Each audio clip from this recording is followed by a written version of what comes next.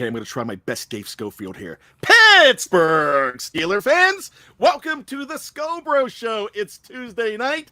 I am not Dave Schofield, and this is not Kyle. This is not Big Bro Scho. I am Bad Bro Scho, and we have the unreal Kyle Schofield, not to be mistaken with young 16-year-old Kyle Schofield, who they are all on assignment. I don't know what that assignment is. I think it has a margarita and a fishing pole attached to that assignment, but I'm not going to say. Kyle, from What Yin's Talking About, thanks for joining me this evening. What's up, Bad? Yeah, I'm like the bonus Jonas. I'm the bonus Schofield. I'm Frankie Jonas of the Schofields. I don't get all the fame and glory. I'm just they call me up when when they want to go have a good time. Frankie Jonas, or are you like Marky Mark when he got kicked out of New Kids on the Block when he was 13 for just getting high and beating up old dudes? Yeah, well, I definitely have a funky bunch in the laundry right now. So underrated song. I know it went to number one, but I just love it.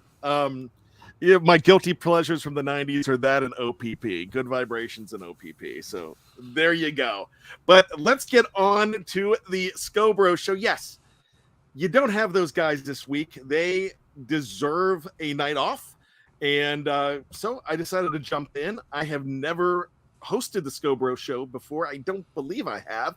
I think I've been on it with Big Bro, but this is the first time. There's no official Schos, but we will be your unofficial Schos tonight, and we will have a good old time. And just like the Scho Bros, we love Star Wars. I will tell you that. oh yeah, I'm still basking in my Obi-Wan glory. And hey, I got to tell you this. I got to bring this up. Hold it down, boys. Watching with the real Kyle. So the real Kyle is actually watching.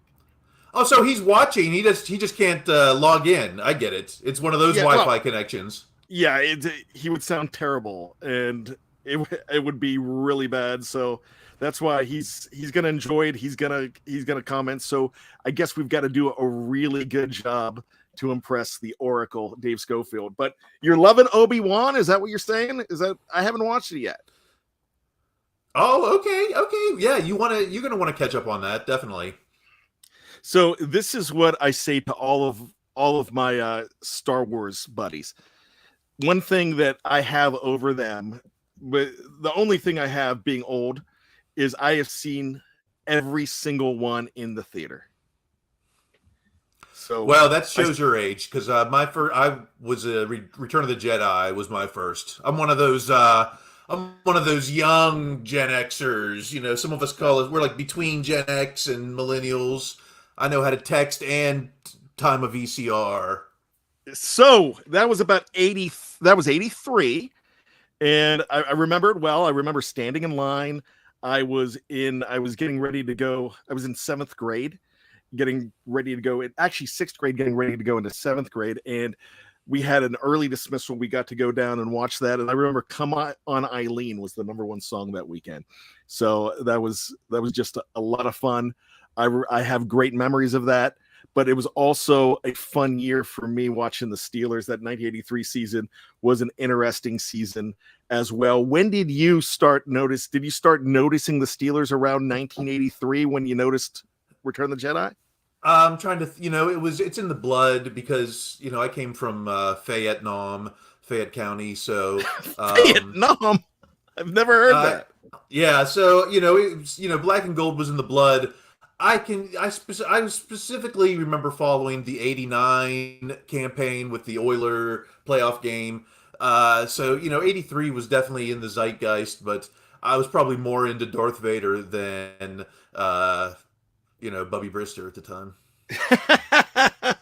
Wow, that's Bubby versus Darth Vader. Wow, who's gonna win in that battle? But Bubby could talk a good game though. But Bubby would tell you that he's gonna beat Darth Vader, and he's gonna make it really entertaining. And you're gonna believe Walter for a second, and then he's just gonna strike him down. Strike him down. Bubby dated the woman Bubby dated went to my church in Uniontown, and so we were big Bubby fans at Third Press. Oh wow, did Bubby ever show up? No, not even. So she dated Bubby. So we don't know did we have Polaroids back then to prove this? Yeah, that's a good point. I don't know. We got to get Bubby on the show. Bubby, I know you're listening. Yeah, I know you're always trying to get Vinny Vici, and it's, as podcast producer, I'm trying to make that happen for you too. But if you get Bubby, I'm on that show. Forget about Benevent. I'm on that show if you get Bubby. That guy's my favorite. Big fan. So that leads to a question, though, and this is something that we have not prepared for, but I want to ask you this question. We're going to get into bold and bizarre predictions, but Cordell Stewart came out today, and he made a very bold statement. And the bold statement that he said was, of course, Ben and Bradshaw are 1 and 2. But when it comes to Steeler quarterbacks, I'm number 3. Where are you on the Steeler quarterbacks if you're going to rank a number 3? Because look, you could go one way, you could go Bradshaw, Ben Bradshaw. It might be just the generation that you're from. Me, I got them both. I was able to enjoy both of them. So I got Bradshaw later in his career. I met both of them, and it was great experiences meeting both Bradshaw and Ben. Bradshaw yelled at me for because I was complaining that my dad didn't take me to Super Bowl 14, and his exact words were, "Hell, son, I wouldn't have taken you either."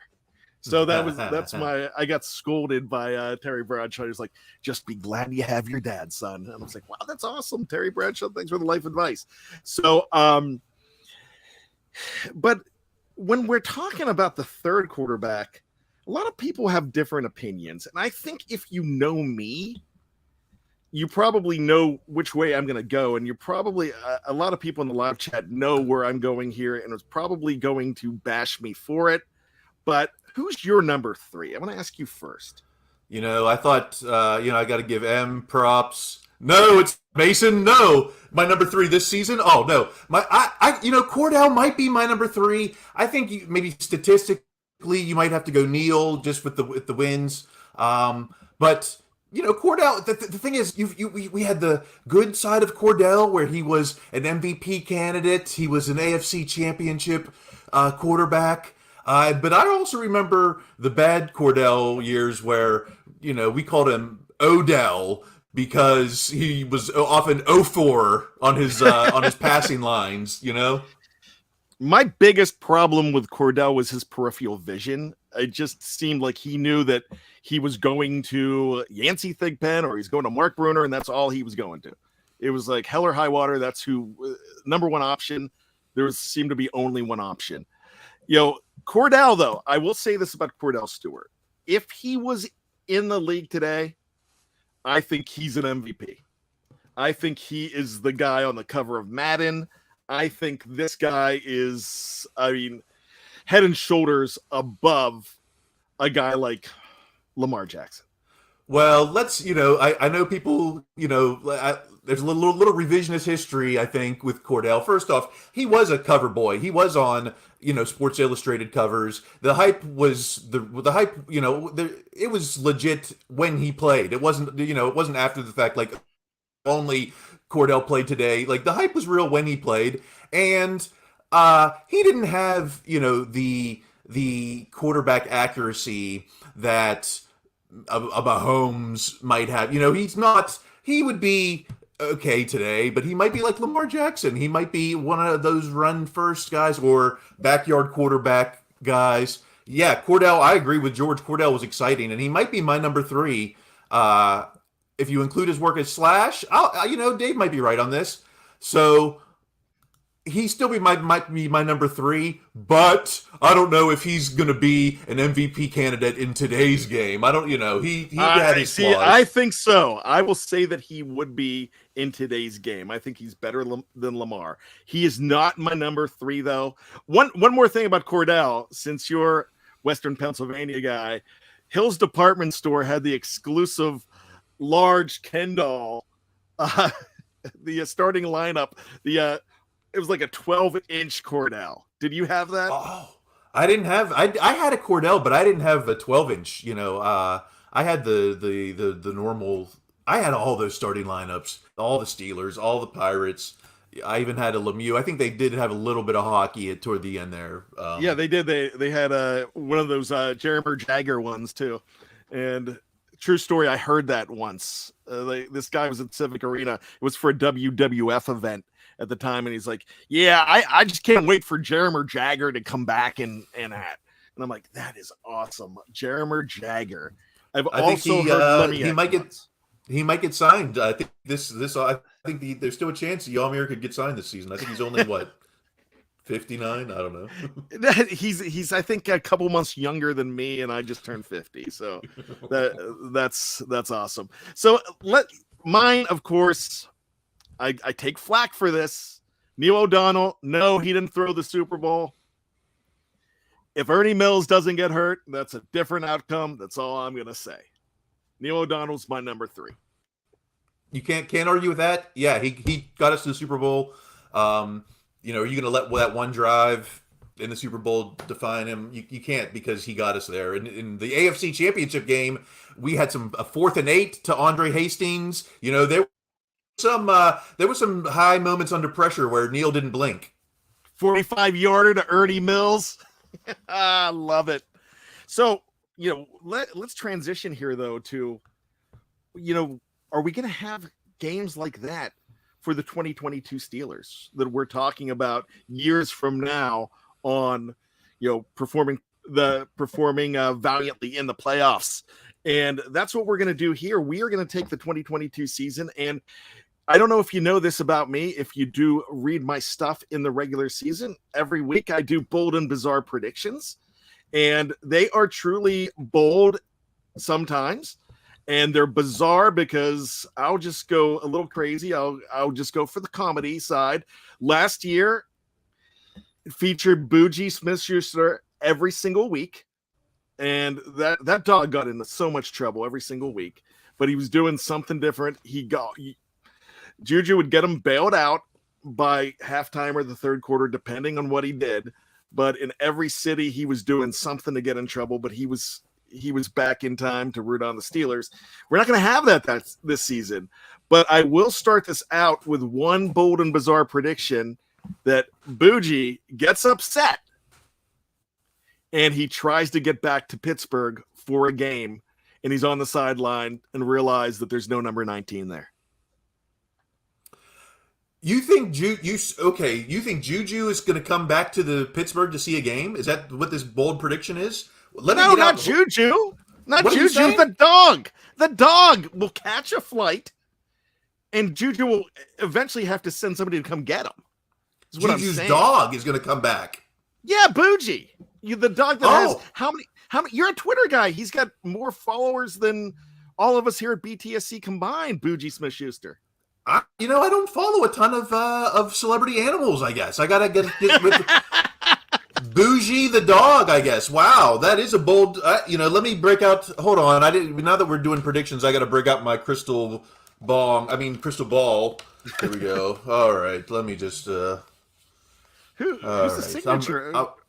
This is that one. Barry Foster Steel Wheels. Nice. I have one that color like that with Bullet Bill Dudley on it. So your first prediction, okay, I get it. So the dog is going to come back. Yeah, if I'm the dog, they say the dogs go hundreds of miles back to their home. I wonder if he still has a scent for Heinz Field like that.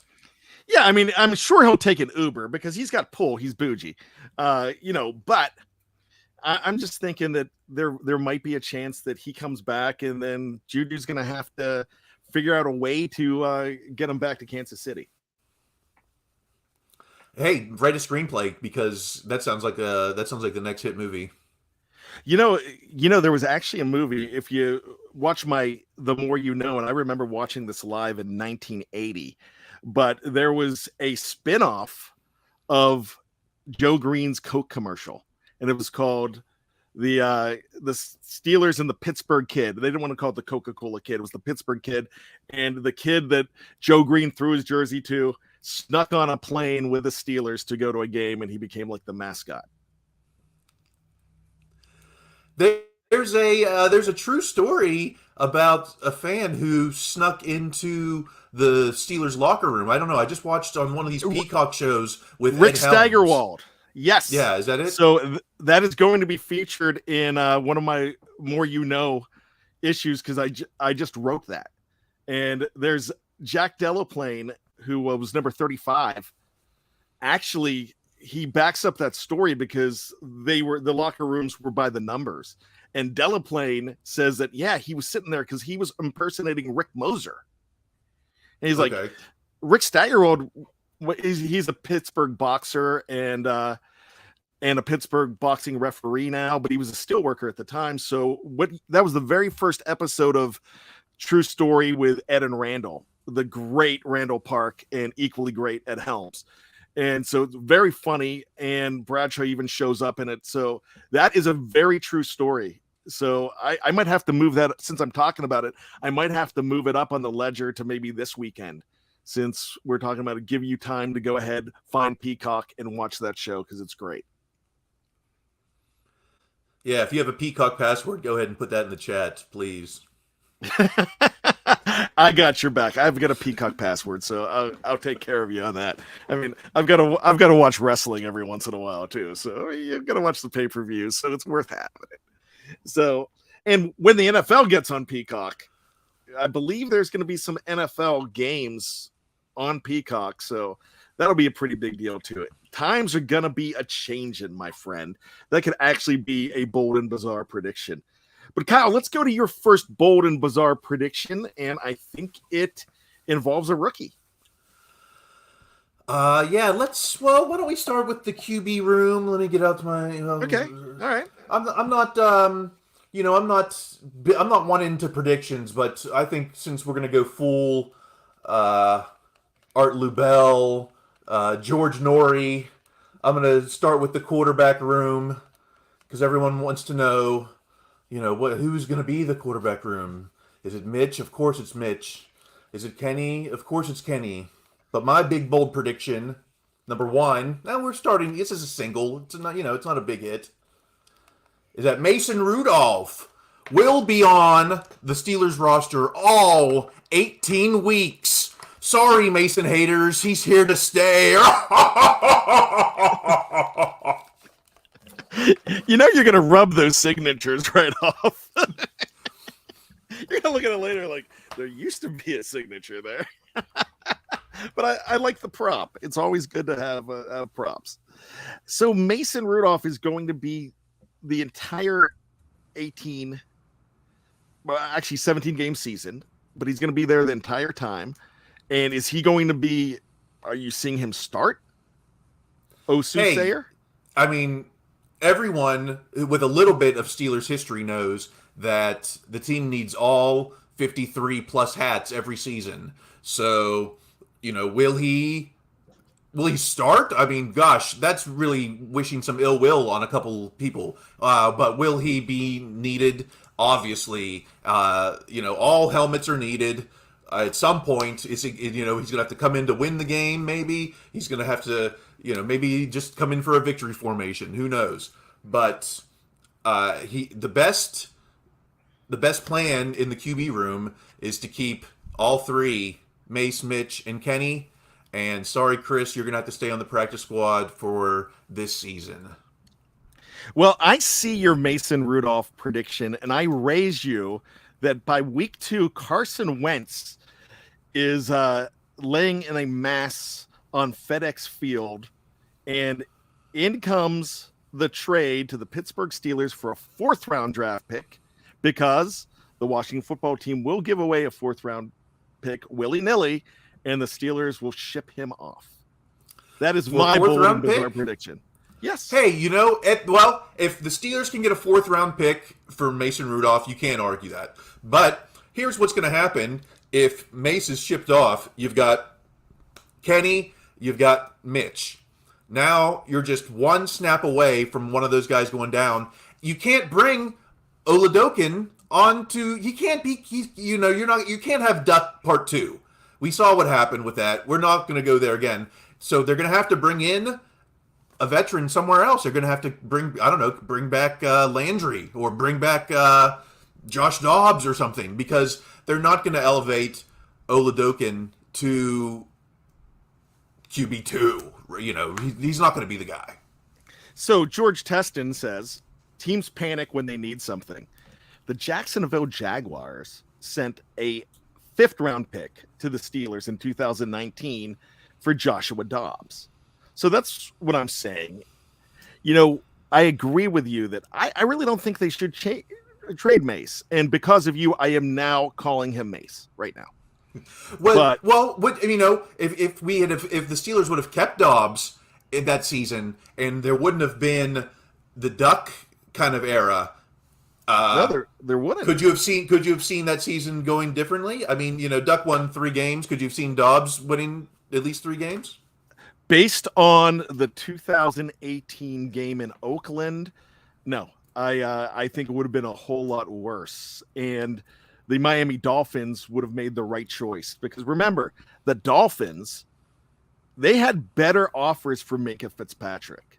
But they thought that they had another top 5 pick coming from Pittsburgh since Ben Roethlisberger was down. They were probably looking at what happened to the Colts back in, I think it was 2011 season when Manning went down, and next thing you know, they're drafting the Civil War reenactor, Mr. Andrew Luck. And so I'm just thinking that that's what they thought, and I think it would have probably gone the way of that.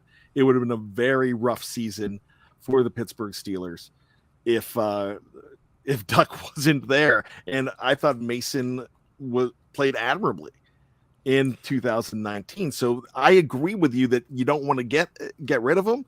However, if you're in a situation that you're like, hey, this is a 4th-round pick and it's draft capital and it's Mason Rudolph, and you like what you see out of Kenny Pickett and you like what you're seeing out of Mitch Trubisky, and you trust Chris O enough to keep him, then I could see, like, if it's a 4th-round pick on the table, maybe you just roll the dice. A 4th-round pick is a different conversation, of course, but there are fans out there who are thinking a 6th round or a 7th round. They want pick number 228 for Mason Rudolph, and it's just there's no value there. Well, if you're ever on a trip and you blow a tire and you have to pay more for the tow truck, because think National Lampoon's Vacation and how much he paid to get that car towed there, and how much you got. That's basically the kind of situation that a desperate team, if they lose their quarterback, could be in. Now, I was just throwing out the Washington Commanders just as an idea. I know Taylor Heineke is still there, and I get that, but desperate teams will do something. Will just give up draft capital, say, forget about next year. We got to bring someone in right now, and it's Mason. And Mason grew up a Washington football fan. Well, if you want draft capital, let's break out. Ooh, what about this? Why are we trading Mason? Why don't we trade Mitch Trubisky for a 2nd rounder? So then it's Kenny and Mace and a 2nd round draft pick for Mitch Trubisky. Ooh, bold prediction. Wow, you see my Mason Rudolph trade, and you're really going big there, throwing all the chips in. Yeah, I love it, but I want to see what Mitch can do. I'm really excited for the progression of this whole thing. When we're talking about the quarterbacks, if I'm going to make a serious, bold prediction, I think, this is not a bold prediction. If I make a serious prediction, Mitch gets the start from the beginning. I'm not going to predict how long it goes, because the hope is that Mitch has a great year. He has a year like Alex Smith had, enough that you don't have to take him out of the Kansas City lineup for Patrick Mahomes. That's kind of the hope. So, I really don't think. I think they've got a plan on the table, just like they had a plan for Ben Roethlisberger in 2004, and it went awry when Tommy Maddox is laying on the turf in Baltimore. I think a stat I read online somewhere, and you know how reliable online stats are, that I think in the last 5 years, rookie quarterbacks, pretty much 10 out of 13 were starting by like week 8 or so, and then the 3 that weren't were like Mahomes, of course, was one who didn't start at all that year. So yeah, Herbert had to come in because Tyrod Taylor had his lungs ripped out almost. I mean, he had a collapsed lung, and he just got beaten up. Yeah, bad. He got a bad shake of it. He rolled a 20, as we say in D&D. I've never played D&D. Oh, was that just a little bit too young for you or something? No, it was around. It was around, and my friends had a campaign going, and I just I got in too late, and they're like, "We have a campaign going. You maybe next time." And then I discovered girls, and then that was just out the window. And instead of rolling dice, I was rolling dice with women and getting turned down there. So I was losing that campaign too. Yeah, I'm looking forward to learning about girls at some point in my life.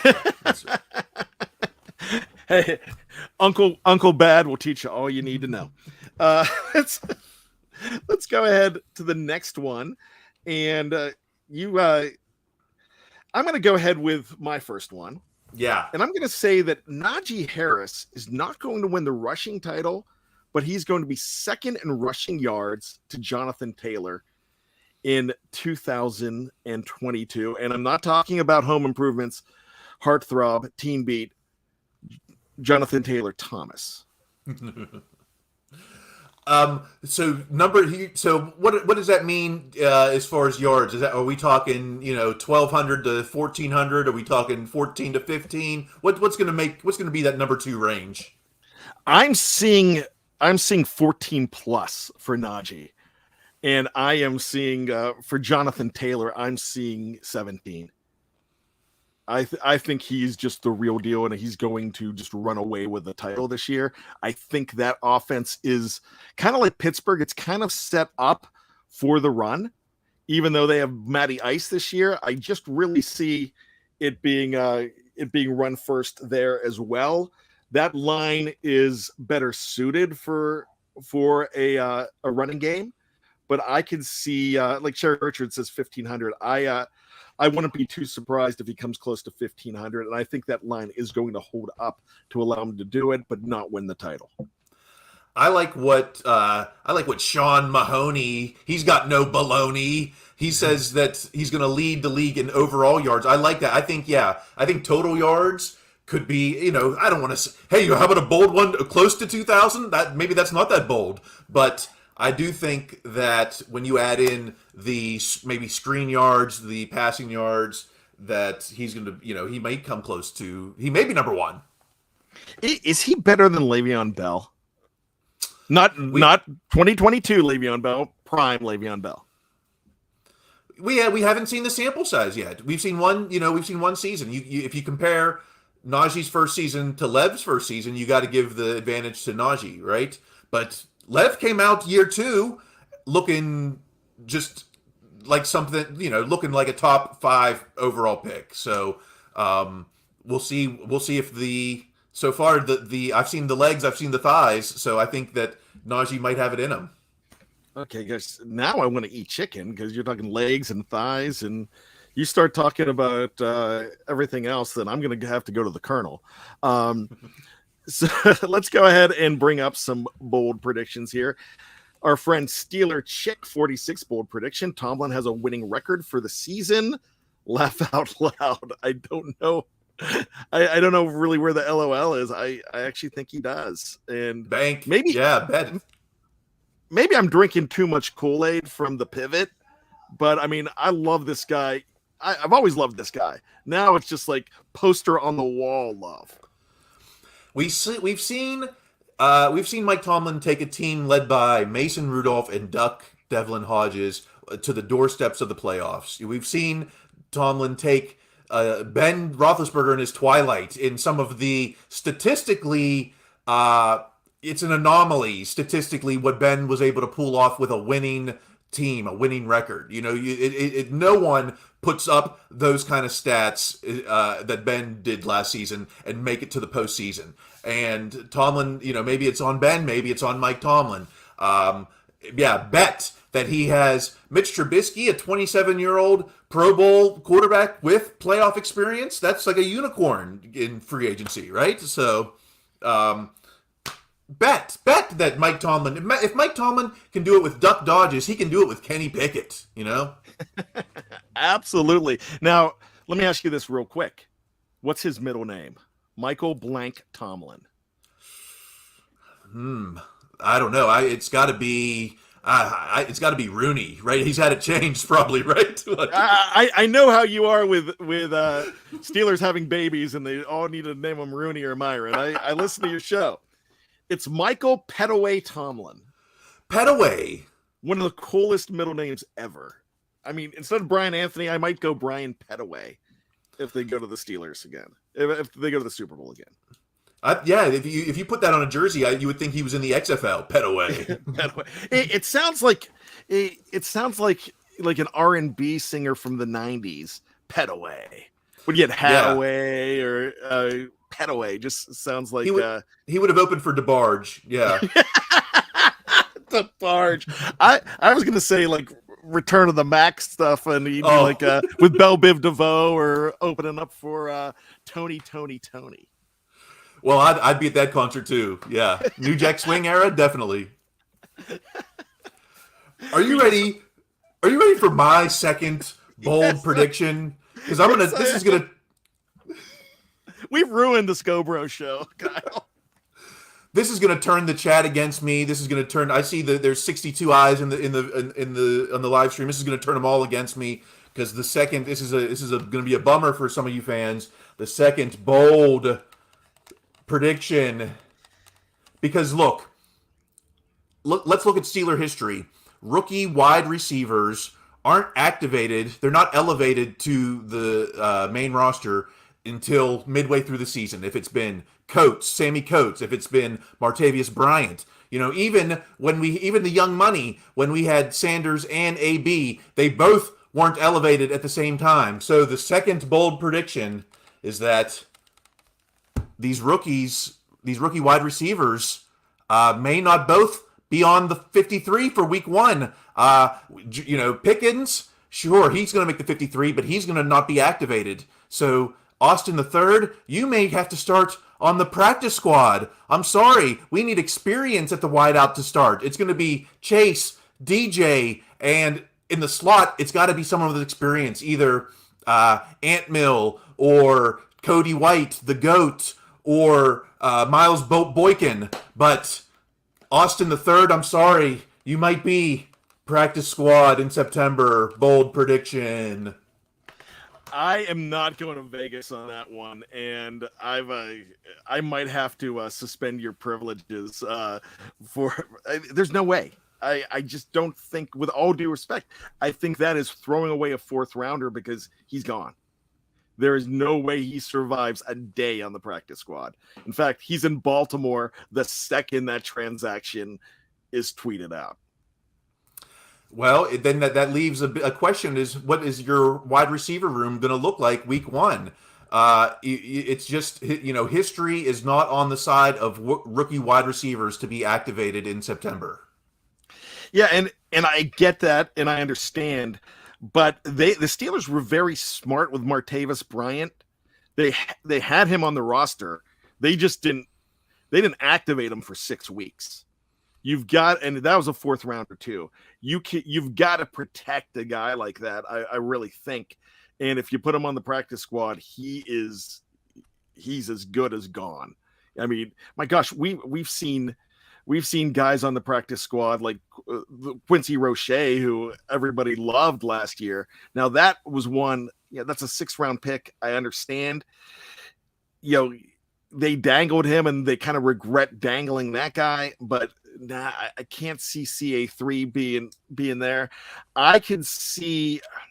I'm really not counting Gunner. as much because he's kind of that he's more of a special teamer than he is a wide receiver. So of course you're looking at DJ, you're looking at Chase to answer your question, Pickens, CA3, Anthony Miller, and really, if you have another one, it's a battle between Cody White and Miles Boykin. Well, week 1, we're in Cincinnati, third down, third in the chili dog red zone. I don't know what they call it.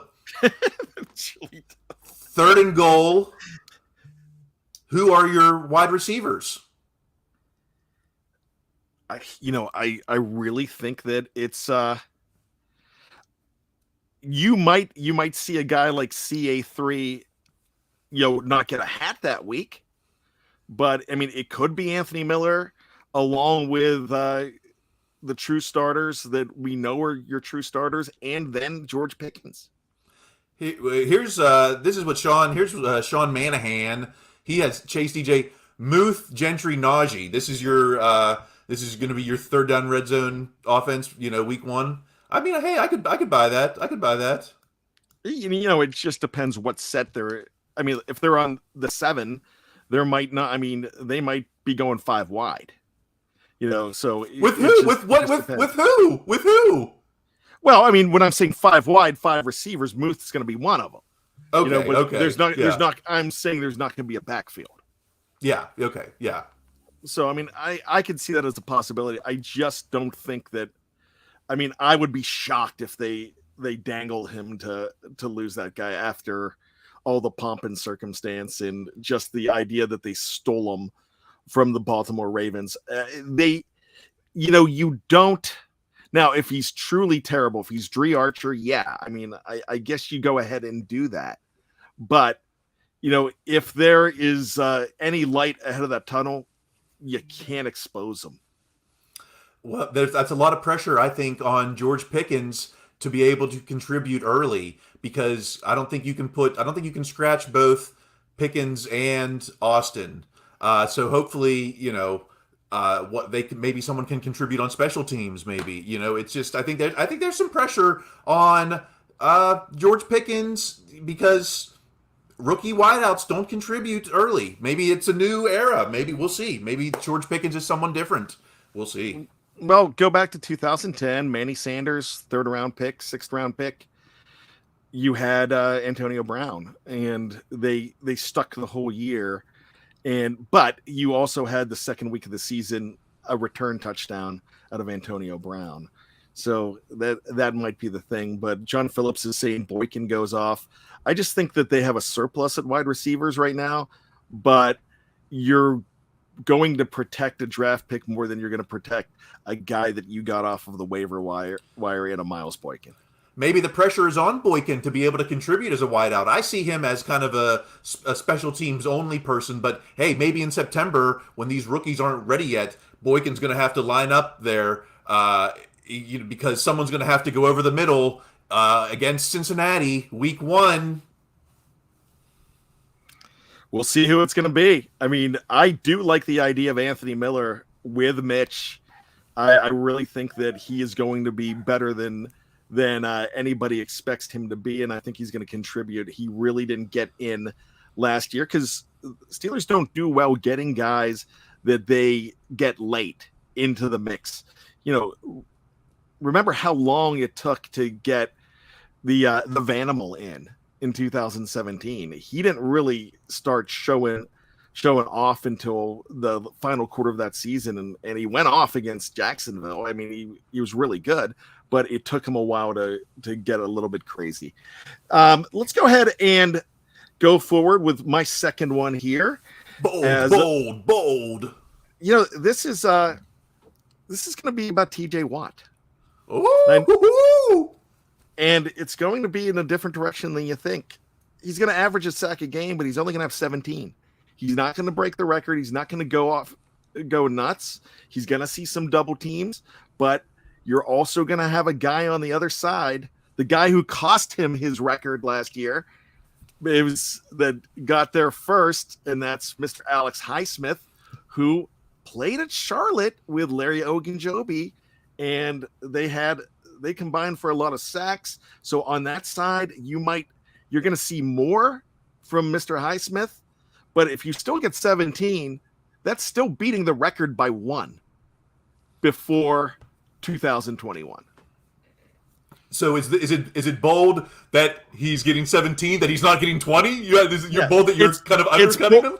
Yeah, it's bold because people have him. I saw somebody in the live chat have him getting 27. 27. Like he's gonna break the record. I mean, he tied the record last year. He's gonna break the record this year. No, I think he takes a step backwards, but I don't think 17 is a step backwards. I mean, can you imagine that kind of output? I think he's going to be on all-time great pace if he puts up. If TJ puts up another 17 sack season, he's got to be on the Bruce Smith, Reggie White. He's got to be on that level. Woo! And he's going to. This is another prediction that I'll throw in real quick. He's going to break Debo's record this year. I could see that happening because what he is 69, I believe, and Debo's record is 80 and 81 and a half. And he's like 5 years younger than when Debo did it. Yeah, Debo was like 77 when he broke the record. I think he's got the key. I think to this entire Steelers season might be Watt staying healthy, because I think we saw last season when he was healthy, anything was possible. When he was not healthy, nothing was possible. Let me go ahead and bring this up. Brian Brown, who good fan of the show, everywhere we go, love this guy. Bad, your brain must have pulled a groin. Watt sack record again. I've seen this movie so many times. You break a record, you take a little bit of a step back the next year. Look at Mark McGuire. I mean, I just don't see it. You're getting that same output. It's never really been done before like that. But if you get 17, that's huge. It's almost gonna be required because this isn't one of my official bold predictions, but maybe bold prediction is that this Steelers run defense may not be much better than last season, so he may need to get 17 sacks a season. He might be the only reason we stop offenses, because let's be honest, Steelers have added some personnel to the defense, but until they can stop one of these running backs and hold them to under 100 yards, we haven't seen them do anything yet. Yeah, I mean, I get that, and we will just see how that goes. I think, a lot of people don't realize how big the Tyson Alualu return is going to be if he is healthy. That is going to have a lot to do with it and make it a whole lot better. So I hope you're wrong on that, but I'm not going to discount that one at all. So, by the way, real quick, you with the crystal ball there, you're giving me off a Paul Bearer vibe from WWE. So go ahead. What's your final one? All right. This might be a little more subtle. Is this even bold? This might not be bold because I'm taking it to Danny Smith's room. My final bold prediction. He's shirtless doing weights. No, my and final chokes on his bubble gum. Yes. My final bold prediction is, sorry, Steelers fans, all of your boutique favorite new rookies and additions, they're not going to overtake Danny Smith's favorites. I'm talking about Derek Watt, UG3, Miles Killebrew, Benny Snell Jr., Marcus Allen. They're all going to be on the 53. Players like Mark Robinson, Connor Hayward. Oh my God, you're going to end up on the practice squad. I'm sorry. It's Danny Smith's squad is going to get those last helmets. Wow, that is definitely a bold prediction. Nothing bizarre about that. I mean, that, you got to show up in camp. And so, I mean, I don't, once again, man, your predictions, I don't want you to be right in a lot of these predictions. But hey, they're bold predictions, and predictions are predictions. So this is an interesting one, my final one here, and it's about DJ18. If the Steelers start off at 2-6, and I know it's not the halfway point, but if they start off terrible on October 31st, DJ's getting traded. Wow. Do I think that's a good idea? No. I don't think it's a good idea, especially if they start off 2-6. You've got Kenny Pickett in there, and Kenny Pickett needs a guy like Deontay Johnson, whether he is going to be here next year or not. And all signs point to no, he's not here next year. But all I'm saying is you've got to play for 2022, and you've got to play for Kenny Pickett no matter how you start. And Deontay Johnson needs to be a part of it. But I can see them pulling a trigger and get that pick if they're ready to throw in the terrible towel. Whew, okay. Well, first, can I ask what kind of caliber pick are we Steelers getting for DJ? I'm going to say I could actually see them most likely a 3. You could possibly get a 2, but I would probably say a 3. Can it be? How about this? Can I get a 3 this year, and can I get a 4 next year? Can I get a 3 and a 4? Absolutely. Desperate teams do desperate things. I don't know. But desperate. You're assuming then that the Steelers are in desperation mode going into a 2-6 moment. Here's something that a lot of people don't seem to want to consider when it comes to Deontay Johnson. They're thinking that if the contract doesn't get done, this camp, then he's off or he's disgruntled or something else. But really, the leverage and the power still is in the Steelers' hands as far as the tags. And some people might say, oh, Steelers would never tag a wide receiver. Well, the alternative is to pay a wide receiver $20+ million. So if the tag is $22 million, that's what it is, So the I don't know. The leverage, I think, is still with the Steelers there. Deontay he's not I don't think he's going anywhere. I don't think he's going anywhere anytime soon, even if the contract doesn't happen in August. Yeah, you know what? I could see that happening. I'm just saying that I think he's going to be there all year. But if they start off terribly, which I don't think they're going to do, if they do, I see them actually going against the grain because this is a new general manager, and I think they deal him. I think a bold prediction is that they're going to start 2-6. I think maybe that's well. That's why I put the if, because I don't think that's going to happen either. George Teston asked, are we going to get a final question like the Scho Bros do? No. We're not going to do that. I'm going to do one more bold and bizarre prediction.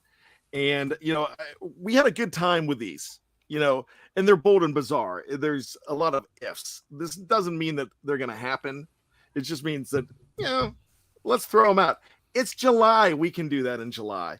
The next couple of weeks, we're going to be talking real Steeler stuff. And so this is bold and bizarre, and it's fun, and it's supposed to be that. In my bold and bizarre predictions, I talked about Bougie. I used to have, I used to have Le'Veon Bell coming back every single week at halftime. No, it didn't matter where the Jets were playing, and doing a new rap song at the Sewickley Fuddruckers or somewhere like that. I picked a new restaurant every week. So, just having fun with the whole thing. But the final bold and bizarre prediction is for the last 2 minutes of this show, which is now. Bad Bro Scho and the Unreal Kyle Schofield will talk 2 minutes about Stranger Things Volume 2. No spoilers, or we can't do spoilers. Spoilers aren't fair. Are you happy with what the Duffer Brothers did with this show? I'm mixed. I'm a mixed bag. I mean, first off, I'm not the target audience. I'm a little bit older than the target audience. I've been with it since the beginning. I've watched it all. So yes, I'm a fan. I watch it all. This season, I thought was a little bloated. I really loved the Hopper storyline, and I thought that could have been a standalone feature film. It took a while for everything to come into place, and I get it. It's the biggest thing on Netflix now. Of course, it's going to be it's like when Yes put out their double album. They're gonna go off the rails a little bit from the humble beginnings, but I've been with it from the get. I can't complain. Was that 90215 live? Was that what it was? I had Yes Story, which was a maybe for it was vinyl. That. Yeah, it could have been that. You know what? The reason I'm away from the target audience as well, but you know why I like it so much is because I'm a big nostalgia guy. I love my 80s. I like talking about my 80s. I was the same age as they were in 1983, 84, 85, and now 86. I could see me there. I just know I would not be that cool to fight monsters.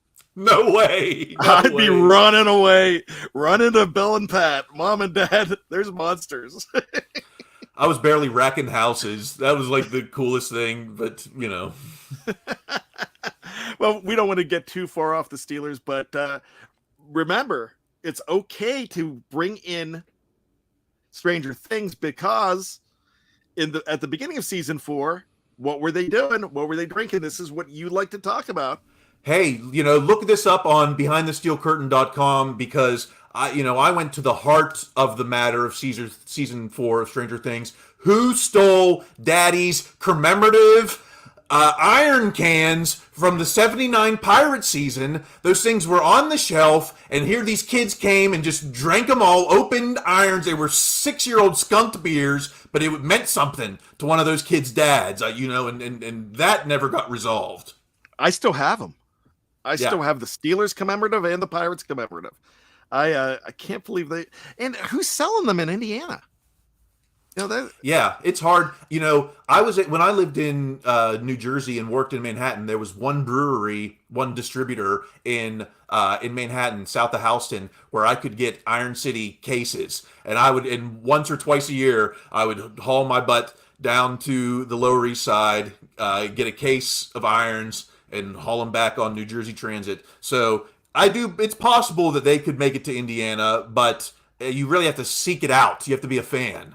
Yeah, but that's a different time, though. I mean, I don't think they were doing that in '86, but who knows? That's a good thing to think about. Kyle, I had a lot of fun on the Scho Bros show tonight. I appreciate you being here. Good news, next week, you're going to have the boys back. You're going to have Big Bro Scho back. Dave Schofield will be back.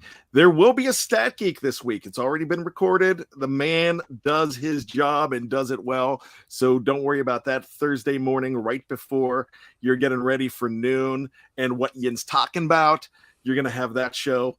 So make sure you check that out and make sure you check out those guys when they get back. I hope we were able to do a great job. And yes, Sherry Richards, The Goonies was Bad's favorite movie.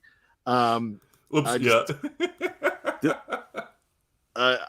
big Goonies fan. I actually have, gosh, it's right here. I'm big into 80s t-shirts, and my wife bought me for Christmas a Fratelli's Italian restaurant t-shirt. So I actually have that, and it's right around here somewhere. But with that being said, it's time for us to get on out of here. Check out BTSC for all of your Pittsburgh Steelers needs. Look, it's the off season, but when breaking news comes in, we've got it here. We've got everything you want. And when that season starts, when that preseason starts, we're going to be here with everything, camp updates, everything first. So definitely check us out. For Kyle, thank you so much. I appreciate you coming in. Can't wait. I told you that wrong. Great job. I kind of messed up. I was going to say for Kyle Bryan, the boys will be back next week. I screwed that whole thing up. So one more tribute to Big Bro Scho. The boys will be back next week. I gotta cut this in post-production. Kyle, what do you gotta say? Can't wait. Let's get out of here.